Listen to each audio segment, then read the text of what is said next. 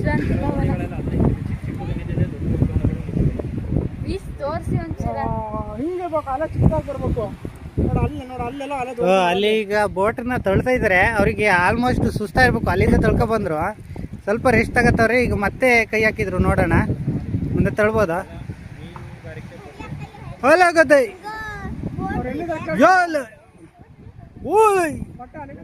ತೊಳೆ ತೊಳೆ ತೊಳೆ ತೊಳೆ ತೊಳೆ ತೊಳೆ ತೊಳೆ ಹೋಲಿ ಮೀನಿನಲ್ಲಿ ಗೊಂಡ್ರಗಪ್ಪೆ.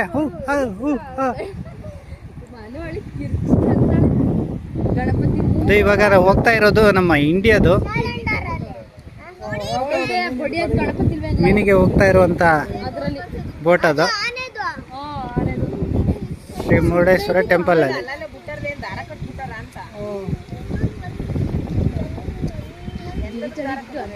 ಕಲ್ಲು ಪಲ್ಲು ಕಟ್ಟ ಅಡಿಬಿಡ್ತಾರೆ.